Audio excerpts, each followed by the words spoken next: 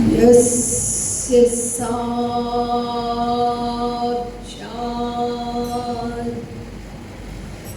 भगवती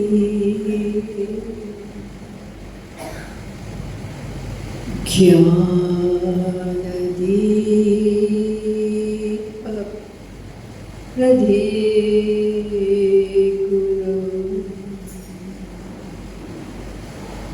मर्त्या सत्धीः श्रुतं तस्य सर्वं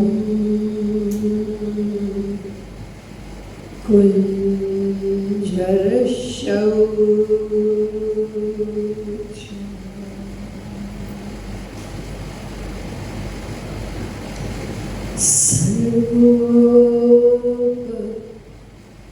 सर्वोपनिषदो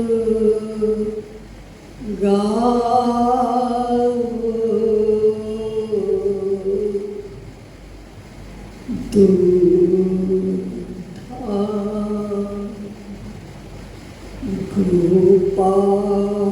गोपालनन्दन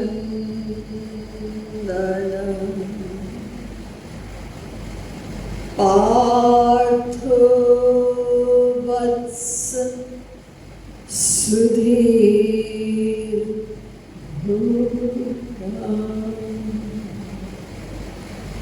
दुग्धां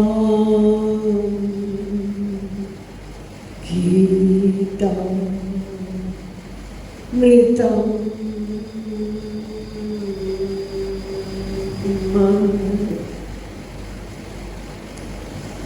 नमः कमलनाभाय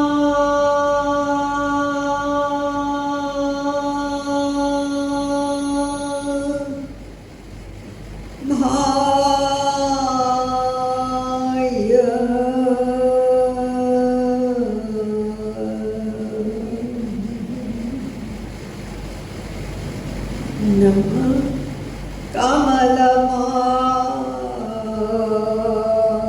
कमलमालिने नमः कमलपादाय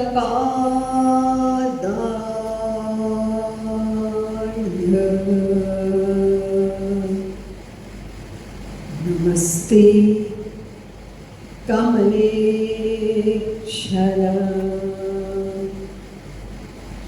यो ब्रह्माणं विदधाति पूर्वं यो वै वेदांश्च प्रणोति तस्मै तत्त्वमहदेवात्मबुद्धिप्रकाशं मुमुक्षुर्मे शरणमहं प्रपत्ति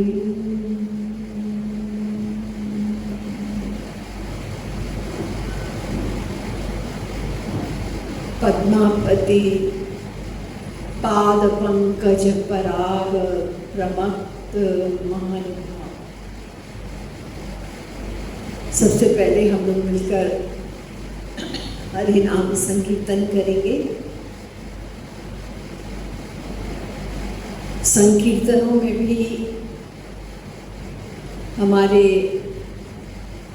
जगत गुरु श्री कृपालु जी महाराज ने जो शास्त्रों वेदों में संस्कृत में सिद्धांत बताया है, उन्होंने संकीर्तन द्वारा राधा गोविंद गीत के दोहों के द्वारा हम लोगों के लिए सरलतम बना दिया है। आप लोग पिछले कुछ दिनों से सुन भी रहे हैं ये दोहे, ये सब संस्कृत के श्लोकों का ही आप कह सकते हैं भाष्य है या अर्थ है। तो इसी प्रकार से गुरु की क्या पहचान है, वो शास्त्रों वेदों में जो बताया गया है, श्रोत्रियम ब्रह्मनिष्ठम उपदेक्षन्ति ते ज्ञानम ज्ञानिनः तत्त्वदर्शिनः शाब्दे परे च निष्ण्यातम ब्रह्मण्युपशमाश्रयम्। संस्कृत है, लेकिन उसको सरल शब्दों में इसी संकीर्तन में, संकीर्तन लंबा है लेकिन ये 2 लाइनें कि गुरु कौन और हम उसको माने, ऐसे गुरु के लक्षण क्या हैं।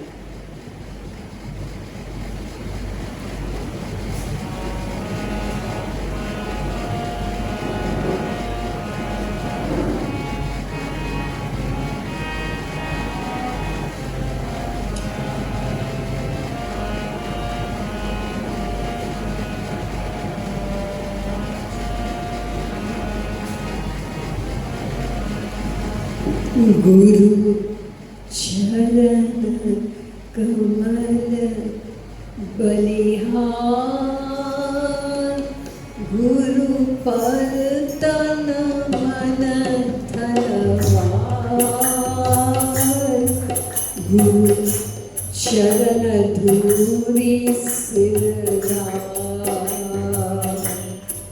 गुरु महिमा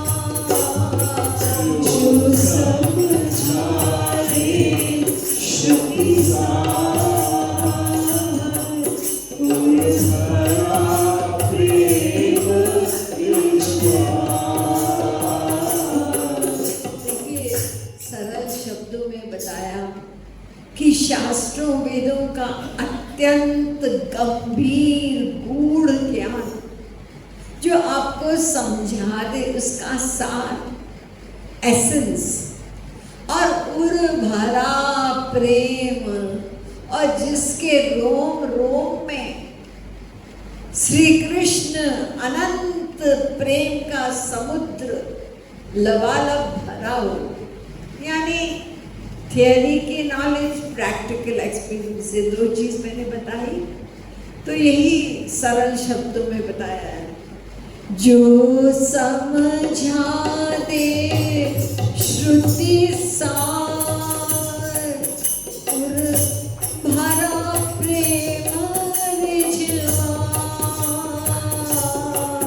जो समझा दे श्रुति सार, भरा प्रेम रिझवार। सोई है सद्गुरु सरकार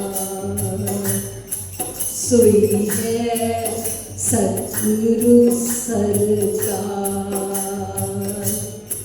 गुरु सोई कृपालु सरकार सोई है सद्गुरु सरकार। गुरु सोई कृपालु सरकार सोई है सद्गुरु सरकार। गुरु सोई कृपालु सरकार सोई है सद्गुरु सरकार। गुरु सोई कृपालु सरकार। गुरु चरण कमल निहार। गुरु पर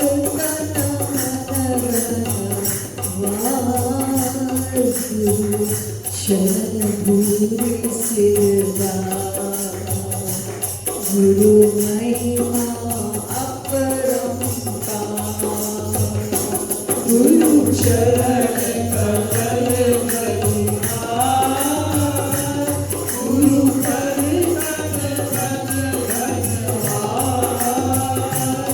गुरु शरण भूरि सिरदार।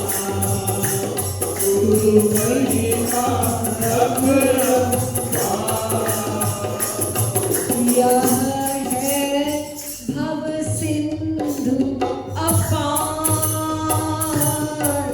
यह है भव सिंधु अपार। नर देह नाम अनुहार।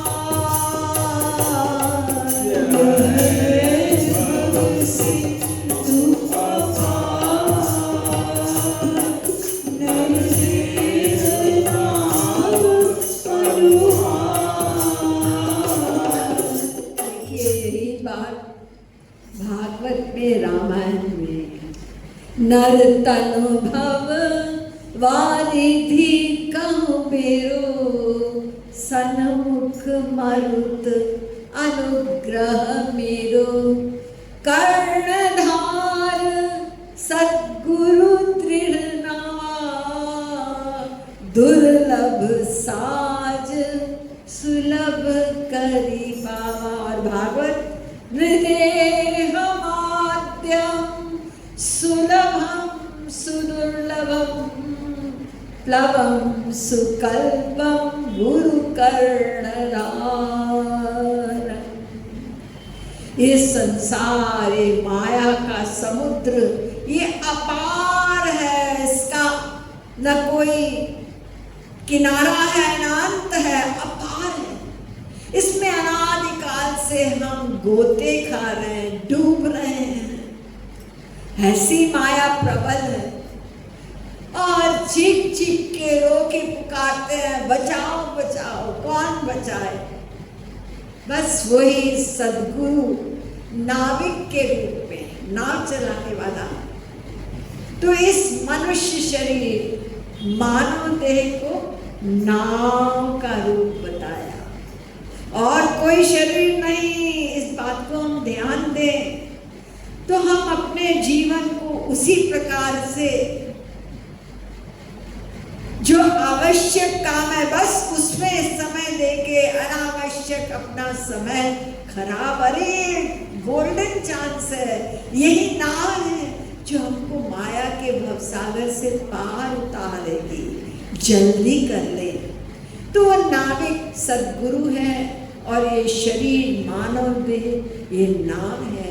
उस सद्गुरु ही हमको पार लगाएगा। ये समुद्र में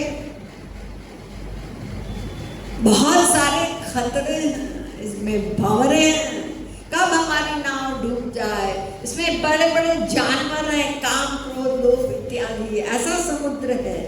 लेकिन जो गुरु की शरणागति में चला जाएगा तो वो उनको पार लगा लेगा। तो यह है भव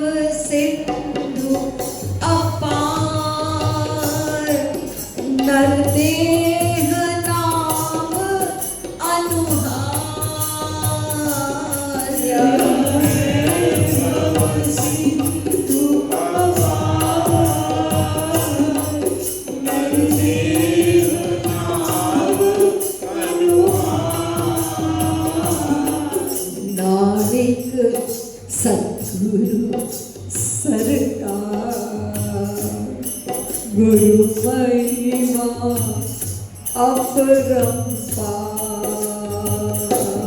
नाविक सद्गुरु सरकार, गुरु महिमा अपरंपार। नाविक सद्गुरु सरकार, गुरु महिमा अपरंपार। नाविक सद्गुरु सरकार, गुरु महिमा अपरंपार। गुरु महिमा अपरंपार, गुरु महिमा अपरंपार, गुरु महिमा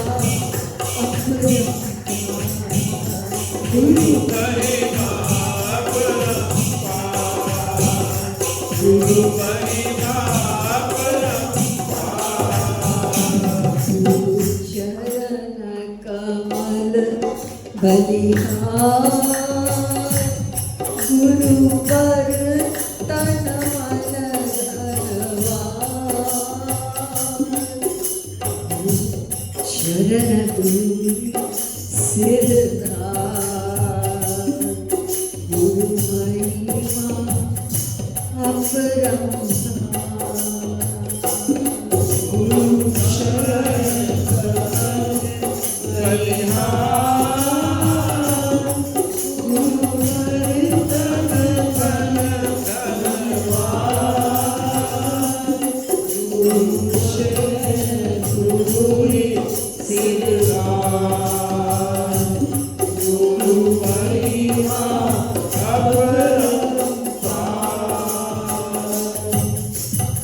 बोले कृपालु नाविक सद्गुरु सरकार की जय, ब्रजराज कुमार की जय। अब आपको सावधान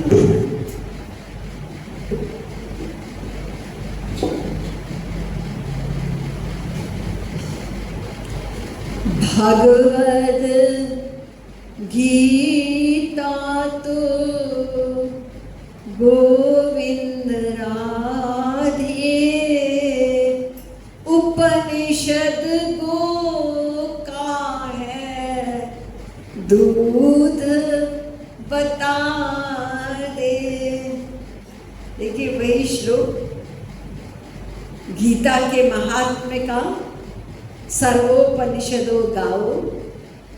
ये राधा गोविंद गीत में श्री महाराज जी ने कहा कि सारे उपनिषद ये गाय का रूप है, तो वही गीता है गाय का रूप। और उपनिषद में तो बड़ा गूढ़, बड़ा ही गंभीर ज्ञान है, तो उसी ज्ञान को श्री कृष्ण ने हमको भगवत गीता के उपदेश में प्रदान किया, लेकिन वो गीता के उपदेश को भी उसी का सार हमारे महाराज जी ने, जगत गुरु तम ने और सरल बना के उसका सार बताया। क्योंकि हम जब तक ये नहीं सुनेंगे, बहुत से लोग पढ़ते हैं नियम से Gita, chapter by chapter classes होती हैं, लेकिन सार नहीं समझ सकते जब तक कि कोई वास्तविक महापुरुष वो मोतियों को चुन के और कनेक्ट कर दे और उसका सार बता दे। सब कुछ लिखा हुआ है, लेकिन हम अपने आप पढ़ के नहीं समझ सकते। तो वही सार आप लोगों को यहाँ पर पिछले 5 दिनों से बताया जा रहा है। तो ये तो यही से प्रारंभ हुआ। अर्जुन ने यही हमको समझाया, यानी अपनी जो हम लोगों की या उन्होंने जो एक्टिंग में अज्ञानी बनने की, शोक में डूबने की, एक संसार में संघर्ष से गिरे हुए व्यक्ति की उन्होंने श्री कृष्ण के समक्ष अपने आप को शिष्य, प्रणिपात शिष्य कहते हुए उनको गुरु रूप में वर्ण किया और उनसे मार्गदर्शन की प्रार्थना की।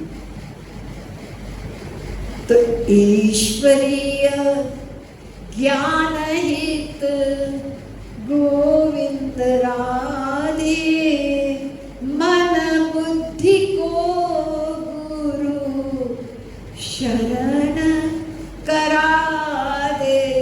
गुरु का मतलब नहीं है हम साष्टांग दंडवत प्रणाम कर रहे हैं या उनको हम कुछ खिला पिला रहे हैं, उनको हाथ या पैर से हम कोई भी सेवा करें उनकी, वो नहीं। मन बुद्धि की शरणागति, यही शरणागति है।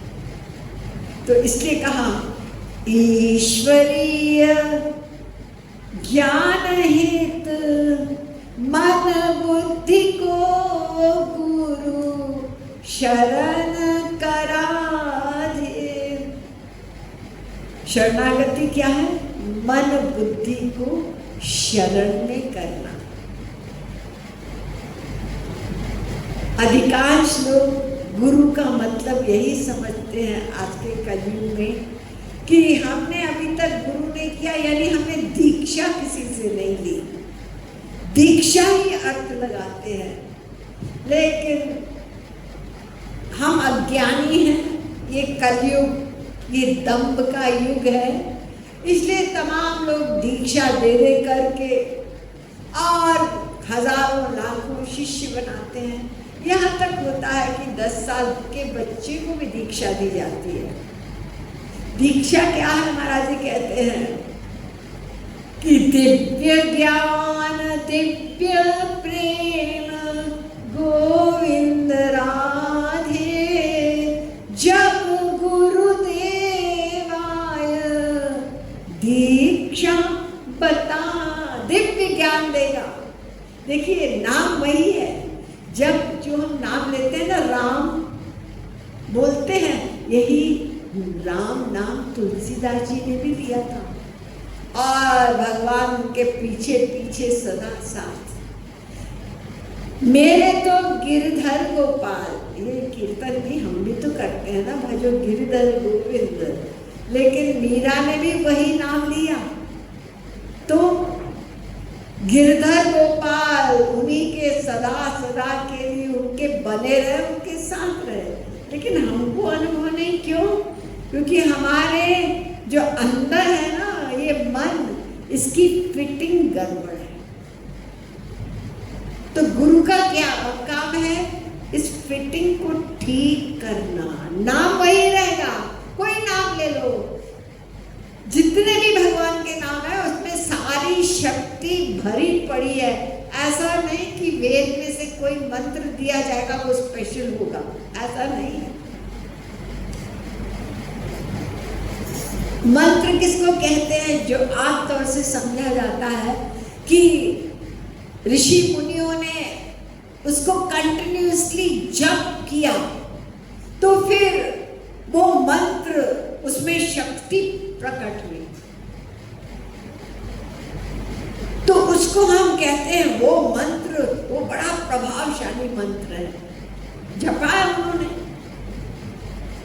और आप जानते हैं कि एक ऐसा मंत्र है जो स्वयं श्री कृष्ण भगवान ने सदा रटा, आज भी रटते, सदा रटेंगे, राधे नाम। तो बताइए इससे बड़ा मंत्र कोई हो सकता है? राधे नाम में जो शक्ति स्वयं भगवान श्री कृष्ण ने निरंतर अपने मुरली में, अनेक रागों में, इसलिए ब्रज में आप जहाँ भी जाते हैं सब जगह राधे राधे राधे राधे सुनाई पड़ेगा। और अब तो श्री महाराज जी की कृपा से ये राधे नाम ये विश्वव्यापी हो गया। तो गुरु का काम क्या है? जो हमारे अंदर बिगड़ी है ना, बिगड़ी, उसको ठीक करेगा तो फिर वही नाम में हमको इतना रस, नाम वही रहेगा लेकिन अंदर उन्होंने, जैसे आपके घर में सब तार वार सब लगी है और आपने स्विच ऑन किया लेकिन बिजली भी नहीं आई, लाइट भी नहीं आई, पंखा भी नहीं चला, क्या हो गया? मेन पावर हाउस से कनेक्शन है, फिर क्यों नहीं हुआ? तो आपने मैकेनिक को बुलाया, तो मैकेनिक आया, उसने चेक किया, उसने कहा ये वाली तार जो है ना इसी में गड़बड़ी है, ये मेन जो है ना यहाँ से ये कटी हुई है। तो उसने क्या किया? उसको जोड़ दिया, लाइट आ गई। तो महापुरुष भी वो मैकेनिक है, नाम वही है, कोई भी नाम हो भगवान का, सारी शक्तियां हैं, लेकिन मेन चीज है वो फिटिंग अंदर ठीक नहीं है ना। तो ये बहुत बड़ा काम है, बहुत बड़ी मेहनत है जीव की बिगड़ी ठीक करना। हम शरणागत नहीं होते जल्दी, हम बहिरंग चीजें कर लेंगे, लेकिन मन बुद्धि को समर्पित करके वो जो कहते हैं और समझाते हैं उसको हम प्रैक्टिकल करें तो वही भगीरथ प्रयत्न करता है।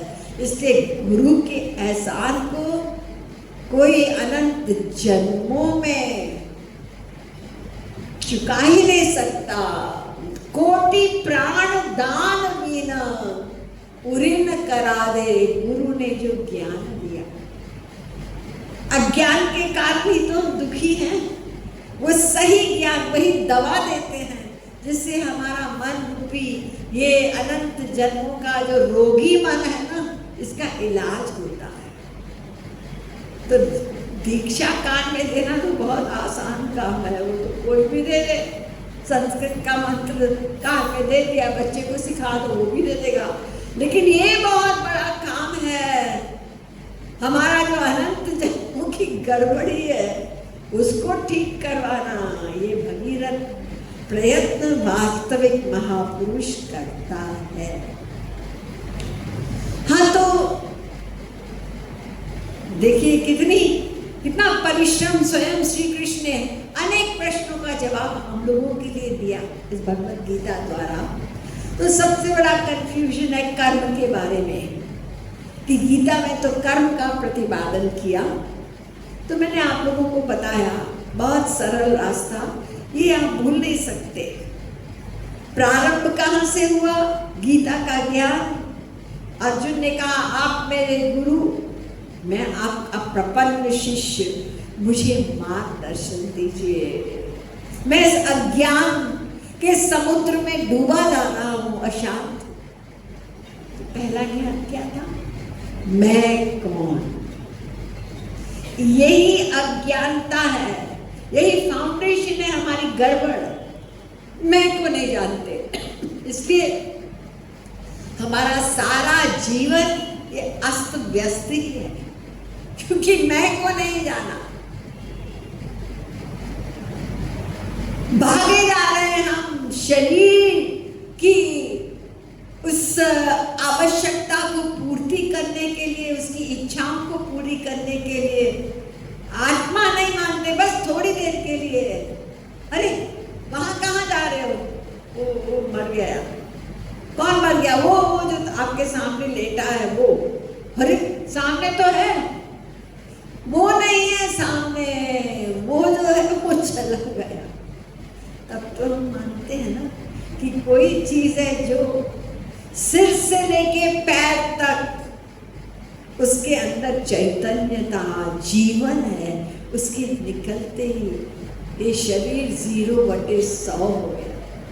अब उस शरीर को कोई रखना नहीं चाहेगा, चाहे कितना ही प्यार हो उससे। इसको हटाओ, ये तो डेड बॉडी है, वो कोई नहीं चाहेगा।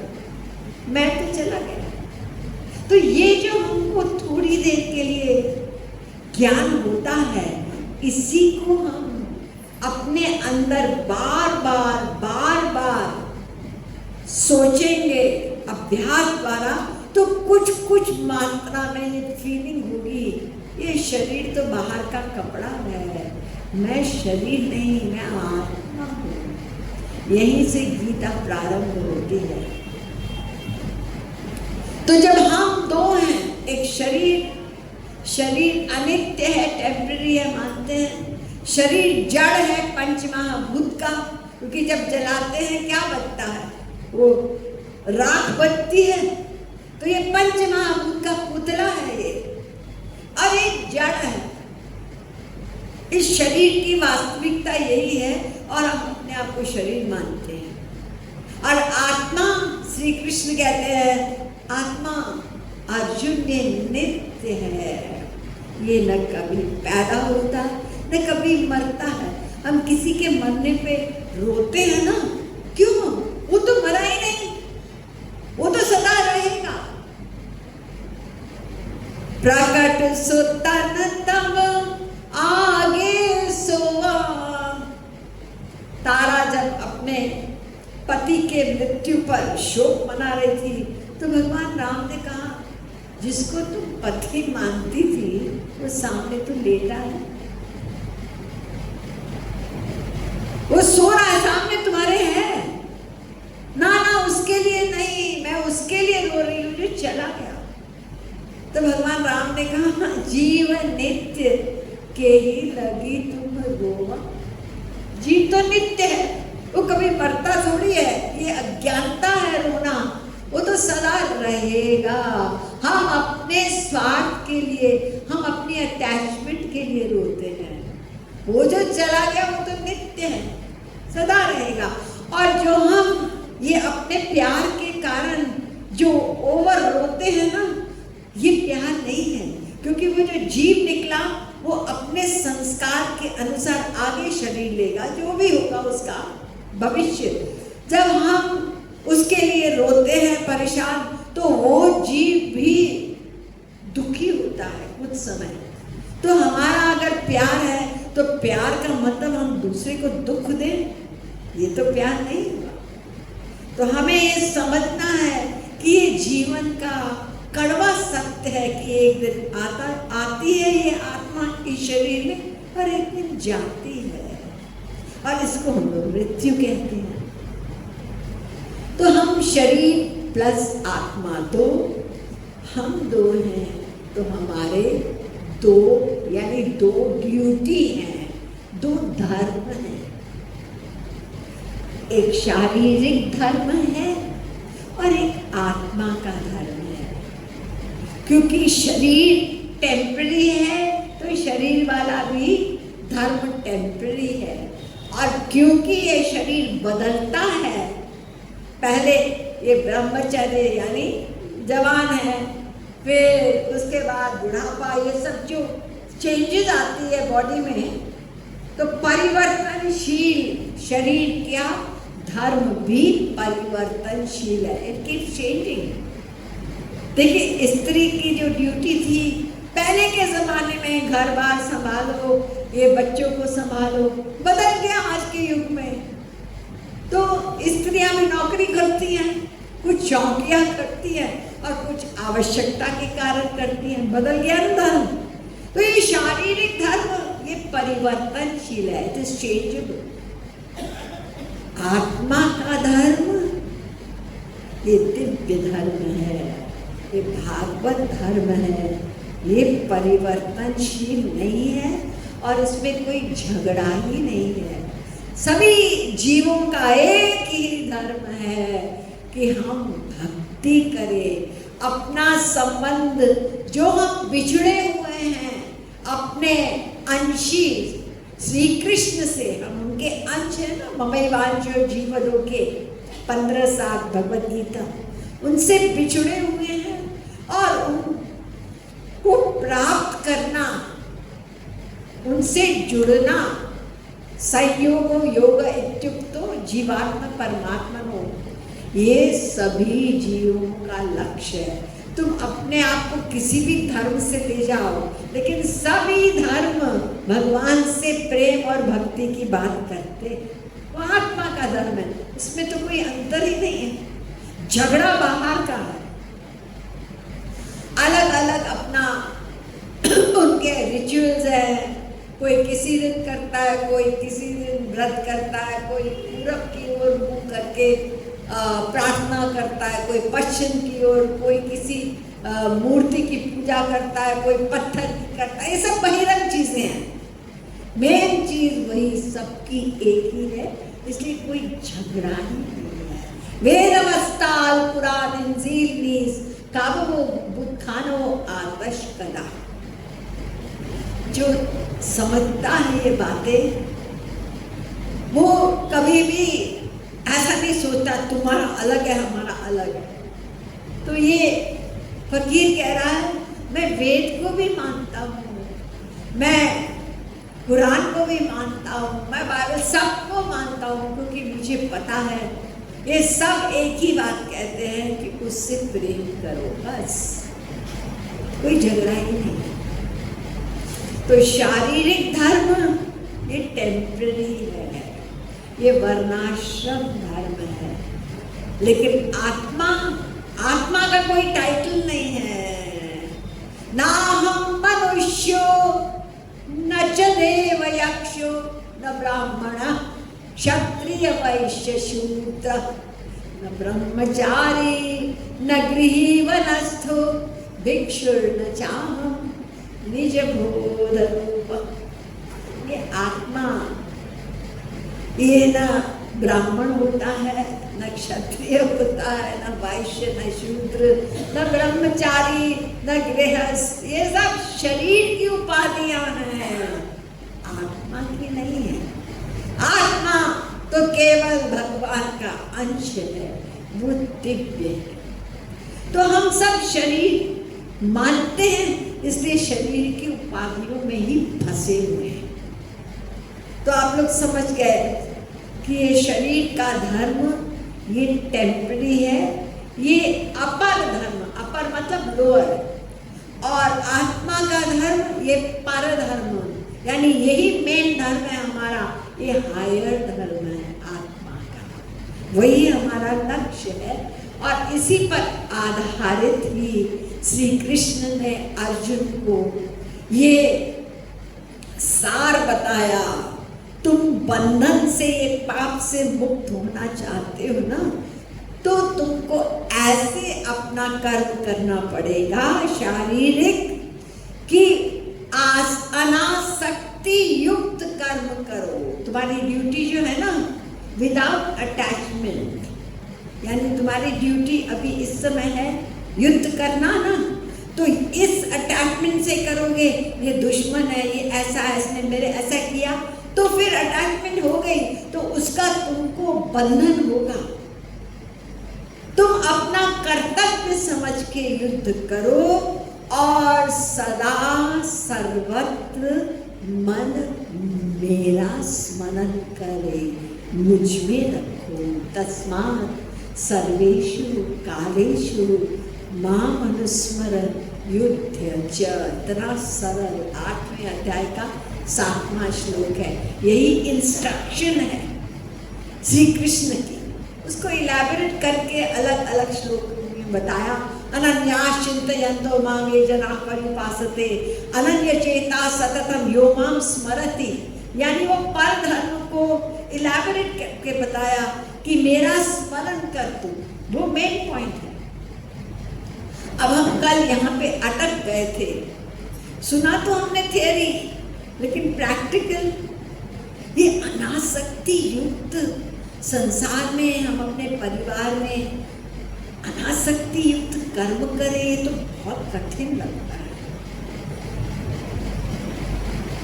तो इसी का हमने एनालिसिस करना शुरू किया। जब तक वो नहीं समझेंगे कि आसक्ति का क्या कारण है, तब तक आगे गाड़ी बढ़ेगी नहीं। खाली बोल देंगे कि गीता में लिखा है कि मन हरि में तन जगत में, ये सब बोल से कुछ नहीं होगा, ये प्रैक्टिकल करना होगा ना। तो प्रैक्टिकल में हमें कल पता चला कि ध्यायतो विषयान् संगस्तेषु उपजायते, दूसरे अध्याय का 62वां श्लोक। हम बार बार जिस जड़ सामान या किसी चेतन व्यक्ति का बार बार चिंतन करते हैं तो उसमें अटैचमेंट होती है। ये मेरा बेटा, ये मेरा बेटा, ये मेरा बेटा, ये मेरा बेटा, ये मेरा बेटा, अटैचमेंट। फिर जिसमें अटैचमेंट होती है ना, तो उसकी कामना पैदा होती है। The next step that happen, desire, कामना, बच नहीं सकते। तो आसक्ति का परिणाम, उसका रिजल्ट क्या है? कामना। और कामना, हम ये नहीं जानते कि हमारे मन में जितने भी रोग हैं ना, काम, क्रोध, मोह, ईर्ष्या, द्वेष, पाखंड वगैरह हम सुनते हैं, इसमें सबसे खतरनाक है कामना। वही जननी है, माता है सभी रोगों की। तो कामना यदि हम उस पर विजय प्राप्त कर लें तो श्री कृष्ण कह रहे स शांति मधिगच्छति, शांति।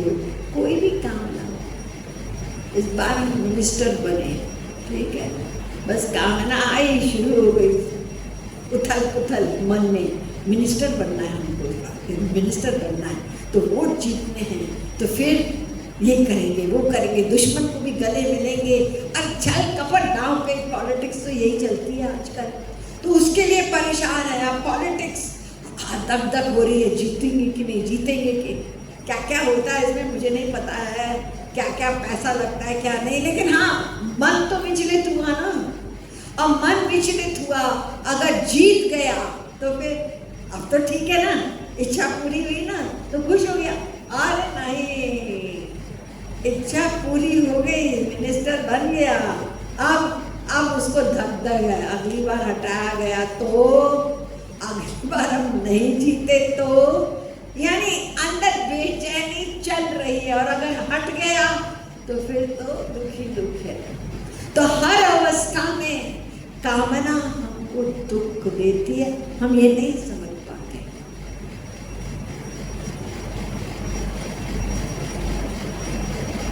अब प्रश्न है, इस कामना को कैसे हटाया जाए? मैंने तो संक्षेप में बताया कि कामना क्या क्या करती है। हम स्वयं अपने आप ही अपने जीवन के एक्सपीरियंसेस को एनालाइज करें तो कामना हटाए, कैसे हटाए? ये कामना तब हटेगी जब हम पहले समझ लें कि हम कामना करते क्यों है। देखिए, हर चीज में लॉजिक है, स्टेप बाय स्टेप है, कोई अंधविश्वास नहीं है हमारे शास्त्रों में। और जिस प्रकार से महाराज जी ने समझाया है, एक एक चीज खोल के समझाई है कि हम इस चीज को धारण कर सकते हैं। हम कामना करते क्यों है? किसी चीज की भी कामना, छोटी से छोटी चीज, रसगुल्ला खाना है, ये कामना, इसका क्या कारण है? सीधा कारण है, हम कामना इसलिए करते हैं क्योंकि हम सुख चाहते हैं। सुख, ये हो जाए तो सुख मिलेगा, ये मिल जाए तो सुख मिलेगा। तो कामना का कारण है एक, सुख सुख सुख। कुछ भी कोई कामना करता है, सबकी अलग अलग कामनाएं हैं ना, लेकिन कारण एक ही है, सेम, सुख। सुखाय कर्माणि करोति लोको न तै सुखम वान्यदुपारमम्। भागवत पुराण 3:5-2। प्रत्येक कर्म का जो पर्पस है, जो एम है, जो कारण है, सुख सुख। सब लोग सुख ही चाहते हैं ना। एक एक बात को सोचिए, ये सब सोचने वाली बात आपके सामने रखी जाती है। हम आंख बंद करके भागे जाते हैं जीवन में, we don't think about life. देखिए, हर व्यक्ति सुख चाहता है, कोई दुख चाहता है क्या? कोई है व्यक्ति जो कहे हम हमेशा दुखी होना चाहते हैं? कोई भी नहीं। हम सपने में भी दुख नहीं चाहेंगे। तो सुख ही क्यों चाहते हैं सभी? कोई कारण तो होगा। कोई भी चीज बिना कारण के नहीं होती। और किसी ने आपको सिखाया जीवन में, बेटा केवल सुख ही चाहना, कभी दुख न चाहना, ऐसा किसी ने बताया? किसी टीचर ने, किसी माँ बाप ने बच्चे को ये समझाया क्या? नहीं। लेकिन नेचुरल, बिना किसी के सिखाए पढ़ाए, सब सुख ही चाहते हैं। तो इसके पीछे कोई विज्ञान होगा, कोई रीजन होगी, ऐसे नहीं होता। बाकी चीजें तो हमने सीखी है ना, बच्चों को झूठ नहीं बोलना, किसी को धोखा मत देना, किसी को दुख मत देना, ये सब चोरी मत करना, ये सिखाते हैं। लेकिन सुख चाहना ये किसी ने नहीं बताया। तो क्यों चाहा हमने सुख? इसका उत्तर हम लोगों को शास्त्रों में ही मिलेगा। किसी मटेरियल स्टडीज में नहीं है, यूनिवर्सिटी में कहीं भी नहीं है। ये हमारा आध्यात्मिक ग्रंथ ही बताते हैं। ये सारा ज्ञान जो मैं आपको बता रही हूँ ना, ये बिखरा हुआ है, ये जोड़ के किया है लॉजिक के साथ, क्रम के साथ महाराज जी ने, कि हम समझ सके। तो सुख चाहने का कारण क्या है? हम आनंद क्यों चाहते हैं? क्योंकि हम आनंद के अंश हैं, आनंद के। भगवान की परिभाषा हम जल्दी जल्दी चलते हैं आगे बढ़ने के लिए। भगवान कौन, उसकी डेफिनेशन क्या है? आनंदो ब्रह्मेति विजाना, आनंद मात्र मविकल्प केवलानुभवानंद स्वरूप, आनंदो ब्रह्म, आनंदम ब्रह्मणो विद्वान, आनंदमयो व्यासात्। ये सब अलग अलग शास्त्रों से थोड़े से मैंने कोटेशन बताई हैं, जो बता रहे हैं कि भगवान कौन? आनंद। बहुत सारे नाम है भगवान के, कृष्ण भी कहो, राम भी कहो, शिव भी कहो, कोई भी कुछ कहो, लेकिन एक नाम जो हमारे काम का है वो है आनंद। तो भगवान कौन? आनंद। और हम कौन? हम आनंद के अंश। We are children of bliss। तो हमारा स्वभाव है, वो कहाँ से आया? भगवान से आया, कि हम आनंद ही चाहेंगे, क्योंकि प्रत्येक अंश का स्वभाव होता है वो अपने अंशी से मिलना चाहता है। संसार में एग्जाम्पल से आप जल्दी से समझ लीजिए कि जहाँ भी नदियाँ होती हैं, कहाँ जाती हैं? समुद्र में ना।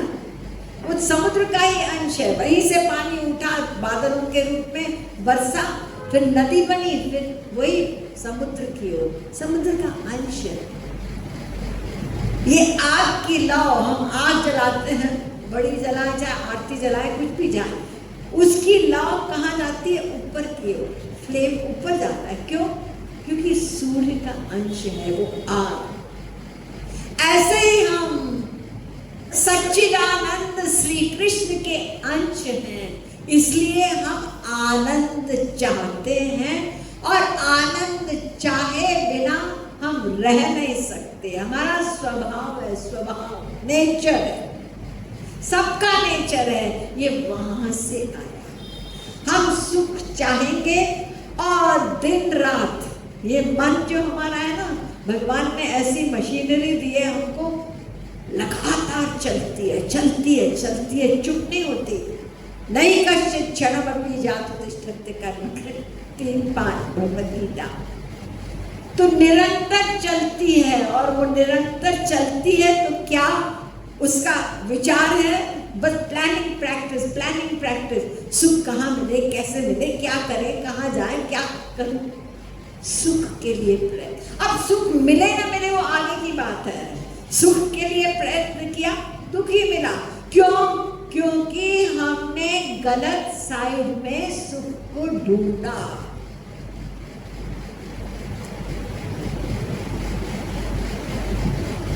एक बहुत सुंदर मंत्र है कठोपनिषद में, आत्मानग्वम रथिनं विद्धि शरीरग्वम रथमेव तु। आत्मेन्द्रिय मनोयुक्तम भोक्ते त्याहुः मनीषिणः। 1-3-3 बहुत सुंदर चित्रण है। एक रथ है, रथ जानते हैं ना, चैरियट। 5 घोड़े हैं उसके, और उस रथ को चलाने वाला जो ड्राइवर है, सारथी है, और सारथी के हाथ में वो लगाम होता है ना, घोड़े को राइट डायरेक्शन में जाने के लिए लगाम है, और रथ में पीछे यात्री बैठा है, पैसेंजर बैठा है। तो भगवान ने हमको एक रथ दिया है, आओ मेरे पास, अपने घर आ जाओ। ये रथ क्या है? ये शरीर हमारा रथ है, और इसके 5 घोड़े मेनली, वैसे तो 10 हैं, लेकिन यहाँ आँख, कान, नाक, ये रसना और त्वचा, 5 इंद्रियां हमारी, ये 5 घोड़े। और सारथी कौन है? बुद्धि। और लगाम क्या है? वो मन। भगवद गीता में 2 पार्ट बताए मन के। मन बुद्धि, बार बार कह रहे हैं ना, मयि अर्पित मनो बुद्धि, मय्येव मनाधत्स्व मयि बुद्धि निवेशय। तो रथ का लगाम सारथी के हाथ में है, वो ड्राइवर है। पैसेंजर बैठा है पीछे, मुझे घर जाना है। घर कहाँ है? वो आप चलो तो मैं बता दूंगा। इधर है, यहाँ नहीं है, उधर है, वहां नहीं। यानी बुद्धि ले ली, क्योंकि अज्ञानी है ना, नहीं जानती, गलत दिशा में आज तक चल रही है। तो देखिए 2 रोड है, 2 रोड। अगर एक रोड होता ना, कोई प्रॉब्लम नहीं है, बस उसी पे चले जाओ रास्ते पे। लेकिन रोड 2, एक रोड जाता है भगवान की ओर, जिसको कहते हैं श्रेय मार्ग, और एक रोड जाता है संसार की ओर, उसको कहते हैं प्रेय मार्ग।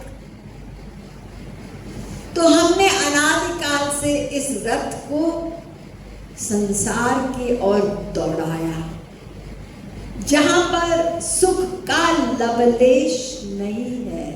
हम कौन सा सुख चाहते हैं? आत्मा का सुख। शरीर का सुख तो बहुत दिया हमने इसको, कितना खाया, कितना पहना, क्या नहीं किया, लाला के दिया संसार हमने इस शरीर को। लेकिन पीछे बैठा हुआ वो पैसेंजर, ये मेरा सामान नहीं, ये मेरा नहीं, ये मेरा नहीं। जब मेरा आ जाएगा घर, मैं कहता बस बस बस, अब रोक लो मत, तो हम गलत दिशा में ही चले जा रहे हैं। इस संसार में सुख की खोज कर रहे हैं, तो इसलिए संसार के सुख के विषय में हमें पहले थोड़ा सा सोचना पड़ेगा। अभी इतना टाइम नहीं है। प्रेम रस सिद्धांत मैंने आपको बताया है, जिन लोगों को भूख है तो वो प्रेम रस सिद्धांत से, ये भगवत गीता उपनिषद का सार है, भागवत पुराण वेदांत का सार है। एसवीएम इसी तरह श्री महाराज जी का प्रेम रस सिद्धांत समस्त ग्रंथों का सार है। और ये जो आप कनेक्टेड सारा विषय सुन रहे हैं, वहाँ पे डिटेल में और भी सब्जेक्ट है, आपके पास क्वेश्चन है तो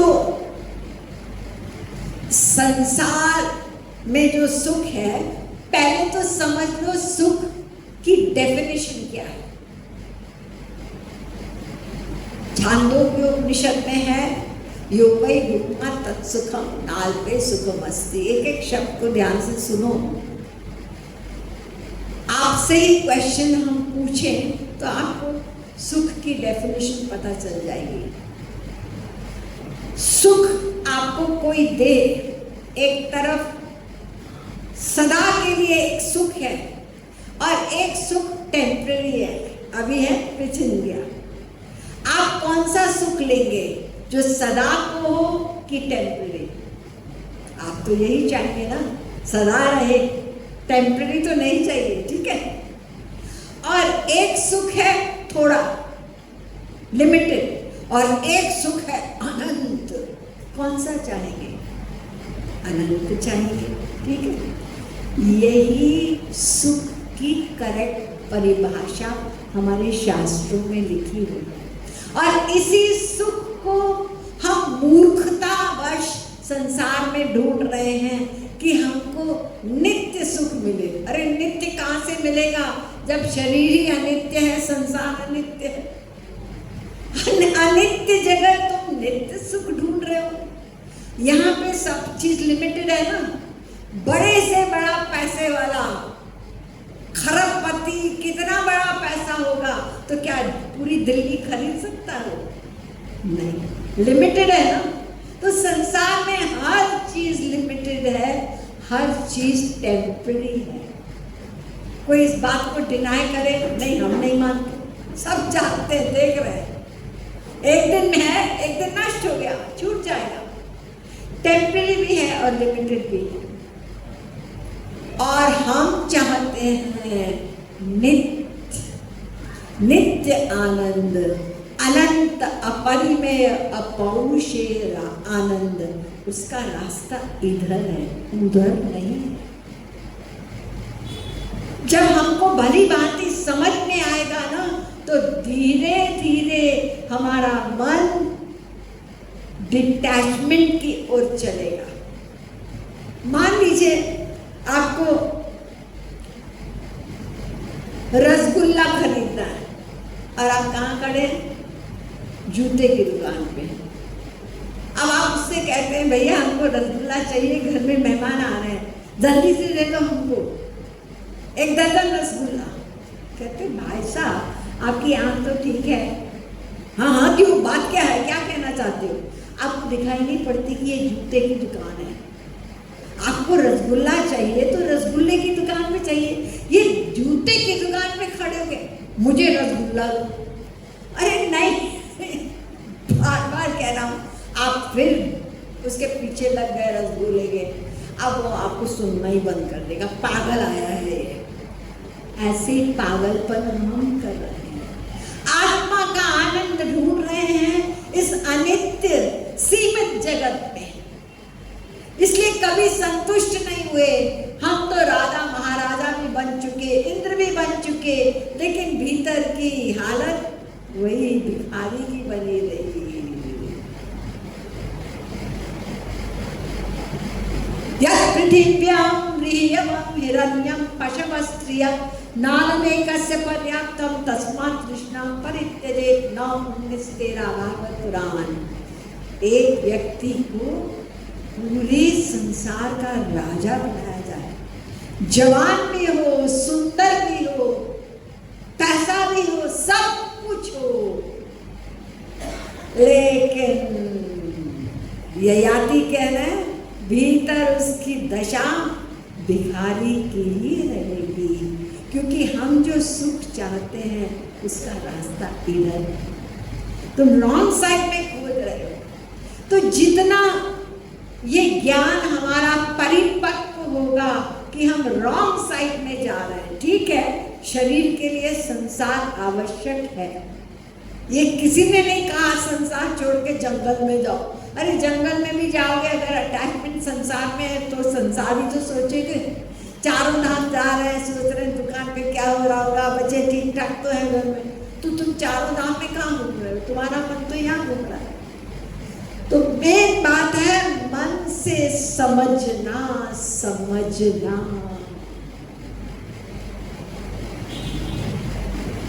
हमारी तरफ से अर्जुन ने यही कहा, आप लोग अभी थोड़ा थोड़ा समझे हैं जो मैं कह रही हूं, लेकिन इसको जब तक बार बार चिंतन नहीं करेंगे कि मैं क्या कर रहा हूं, मकान तो मेरा 3 कमरे का है, हम 2 हैं लोग, और मैं इस चक्कर में उसके 5 कमरे हैं, मैं 5 वाला लूँ, और मेरे पास गाड़ी तो ठीक ठाक है, लेकिन पड़ोसी ने तो अभी मर्सिडीज खरीदी है, हमारे पास हमारे स्टैंडर्ड के हिसाब से और आगे। अरे उससे क्या होना है, जो तुमको पहली बार जिस गाड़ी में मिला था सुख, वही जब मर्सिडीज खरीद के बैठोगे तो 1 दिन 2 दिन 4 दिन मिलेगा, फिर वही हालत होगी। तो ये अगर हम ये बार बार सोचेंगे तो हमारा मन कहाँ भाग रहे हो, कहाँ भाग रहे हो, यहाँ तुम्हारा सामान नहीं है, ठीक है, उपयोग करो। भगवान ने संसार हमारे उपयोग के लिए बनाया है, उपभोग के लिए नहीं।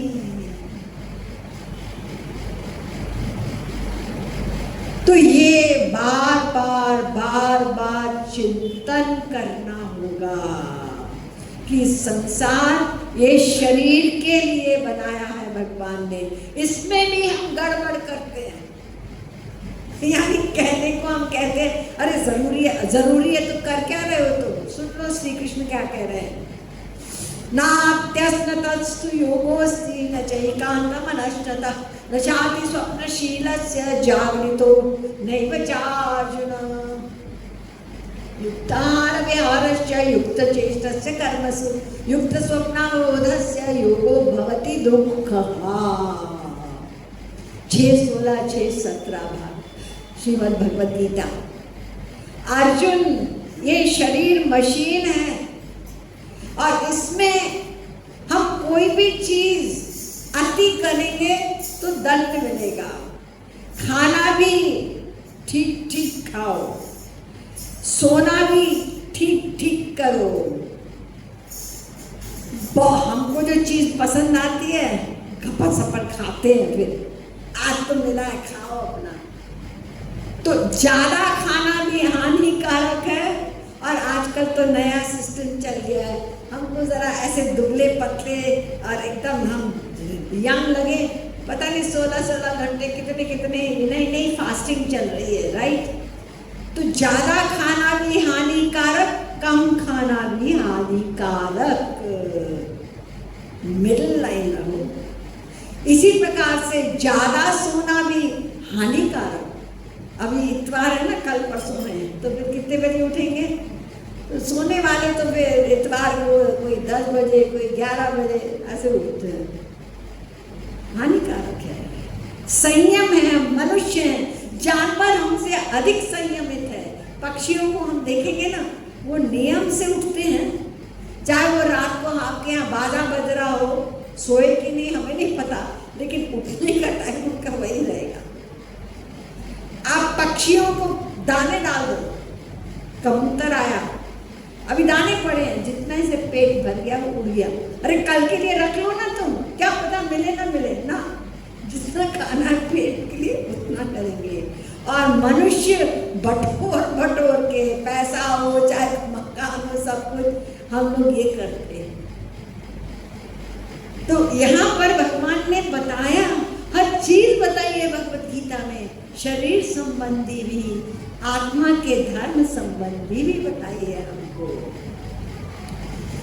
तो गीता का जो श्री कृष्ण का उपदेश है अर्जुन को, यानी अर्जुन चाहता था कि आप मुझे बताइए मेरा कर्तव्य क्या है और मैं इस अशांति से, इस दुख से, इस मोह से मैं मुक्त होना चाहता हूँ केशव। तो श्री कृष्ण ने यही बताया कि तुम कृष्ण ने कहा पार्थ गोविंद राधे, मन मुझ में तन युद्ध में लगा दे। मन को मुझ में लगा दो और शरीर से अनासक्ति युक्त होकर अपने कर्तव्य का पालन करो। मुझे मन चाहिए, मैंने मन का बताया ना। मन क्यों? क्योंकि यही मन संसार की ओर जाएगा सुख ढूंढने, यही मन हमारा दुश्मन रहेगा। यही मन भगवान की ओर आनंद की खोज में जाएगा। संसार में रहेंगे, रोटी कपड़ा जरूरी है, लेकिन आनंद की खोज भगवान की ओर करेंगे तो ये मन हमारा दोस्त हो जाएगा। वही मन, ये मन ही हमारे दुख का कारण है। तो मन ही वर्कर है, कर्म करने वाला। मनसैव कृतं रामम न शरीरम कृतं कृतं। भगवान शरीर से हम क्या कर रहे हैं? कितनी देर हमने माला जपी, 4 घंटे 5 घंटे नहीं जपी, कितना पाठ किया हमने कितनी खेतरी बीजी, अभी परसों से शुरू हो जाएगा ना, सोमवार से कितनी जोत जलाई, उनको मतलब नहीं है। आपका मन, वो आपका मन मांगते हैं। समझ में तो आया? यही तो प्रॉब्लम है, ये मन। इस मन को हम कोशिश करते लगाने के लिए, ये भागता है। हाथ पैर से कह दो ये कर दो, वो तो हम कर देंगे, लेकिन मन वाली बात आती है तो बड़ा कठिन है। ये सब मैं देख रही हूँ, सबका यही प्रश्न है, बहुत कठिन है। घबराइए नहीं, यही क्वेश्चन हमारी तरफ से अर्जुन ने पूछ लिया। चंचलमि मनः कृष्ण प्रमाथि बलवत् दृढ़म्। तुम बार बार यही कह रहे हो, मेरा स्मरण करो और मन मुझ में लगाओ, मन मुझे दे दो, मयि अर्पितं मनो बुद्धि। आप नहीं जानते ये कितना चंचल है ये मन।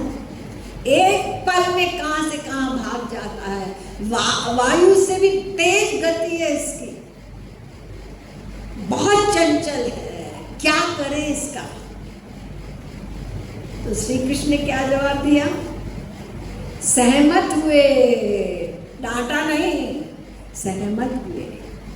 असंशयम महाबाहो, हे वीर, इसमें कोई डाउट नहीं है,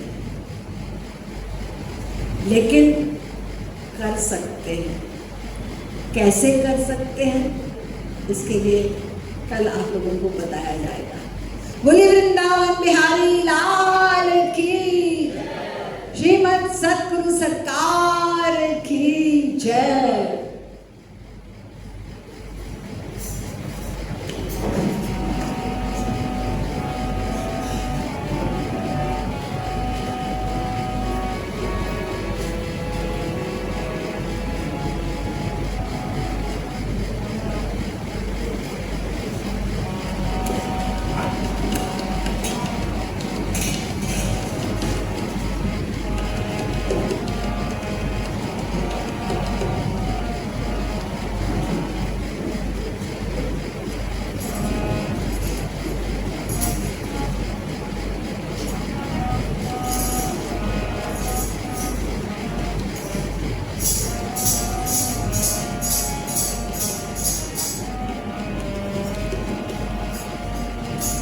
मेरो प्यारो प्यारो प्यारो मुरली वालो, मेरो प्यारो प्यारो प्यारो मुरली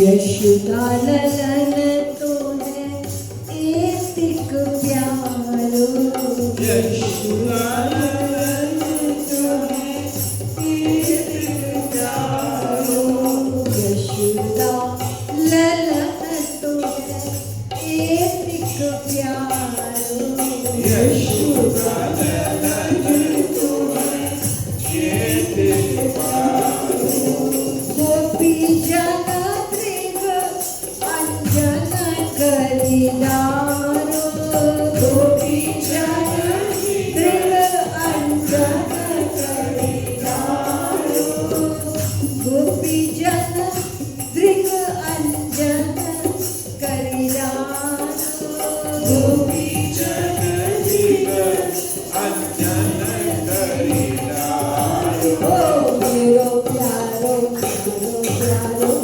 मुरली मेरो प्यारो प्यारो प्यारो ओ मेरो प्यारो प्यारो प्यारो मुरली मेरो प्यारो प्यारो प्यारो आपे तन मन धन सर्वस्वारो आपे तन मन धन सर्वस्वारो आपे तन मन धन सर्वस्वारो आपे तन मन धन सर्वस्वारो ओ मेरो प्यारो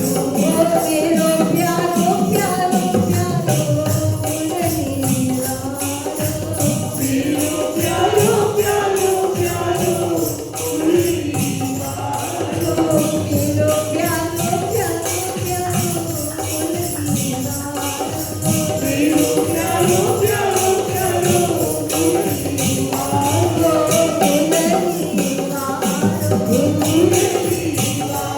मुरली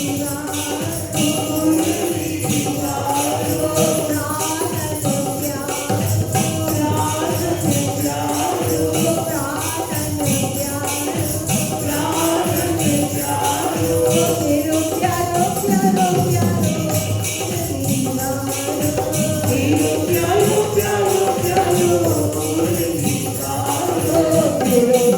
प्यारो प्यारो प्यारो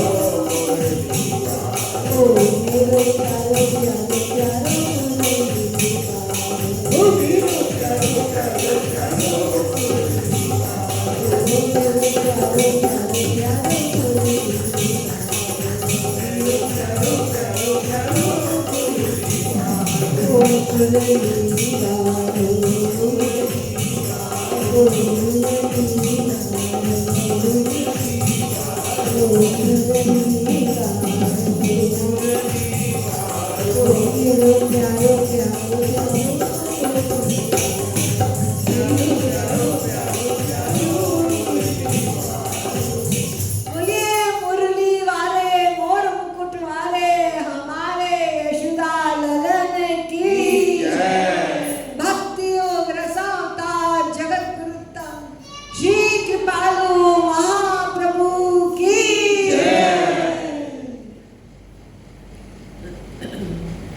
राधे राधे। देखिए वो सूचना दोबारा से देनी है कि ये जो प्रेम रस सिद्धांत है जिसमें